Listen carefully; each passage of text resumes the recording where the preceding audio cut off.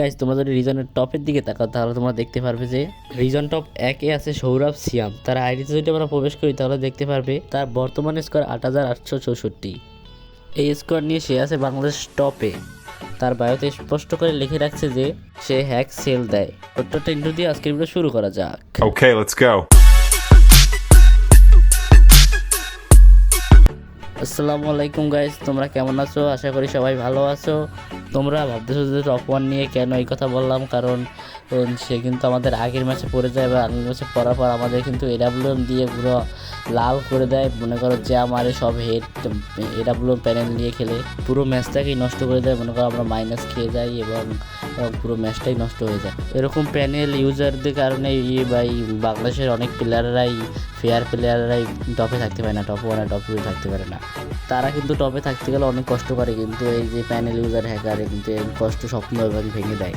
এদের সাথে কি ফাইট করবো কি? এদের সামনে খারানো যায় না ভাই। খোলা মধ্যে তুমি দৌড়াবা, তোমার এডাব্লিউএম দিয়ে হেড দিয়ে দেবে ভাই। তোমাদের কি বলবো ভাই, এসব প্লেয়ার ভাই বাংলাদেশের খেলাটাকেই নষ্ট করে দিতেছে ভাই, র্যাঙ্ক পুশটাকেই নষ্ট করে দিতেছে ভাই। নিজের হ্যাক নিয়ে খেলে তো খেলেই, আবার হ্যাক সেলও দেয় ভাই। এদের আইডি কেন ব্যান করে না ভাই, জানি না ভাই।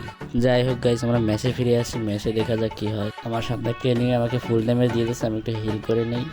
আমার কিন্তু একটা এনিমি আবার রাশও দিয়ে দেয়, আর আমার কাছে গুলো রয়েছে 3টা। আমি একটু ব্যাগে চলে যাই, কারণ এনিমিটা ফুল ড্যামেজ আমাকে রাশ দিয়ে দিছে। এনিমিটা কিন্তু আমার কাছাকাছি চলে এসেছে। আমি কি হেটার হয়ে গেলাম গাইস? তোমরা তো সবাই জানো এই ভাইটা সাদা, মানে কোনো কাদা নাই। আমি কিন্তু হ্যাক বা প্যানেল ইউজ করি নাই, এটা ভুলবশত লেগে গেছে। পুরক আমরা একটু হালকা পাতলা লুটফুট করে নেই। লুটফুট করা হয়ে গেছে আমাদের। এখন আমরা একটু সামনের দিকে আগাবো, দেখা যাক কি হয়। এই পাথরটার উপরে উঠবো। পাথরটার উপরে উঠতে এই ছাদে এনিমি আছে, দেখি ওদেরকে মারতে পারি নাকি। গাইস এই পর্যন্তই আজকের ভিডিও। সবাই সাবস্ক্রাইব করে পাশে থাকবেন।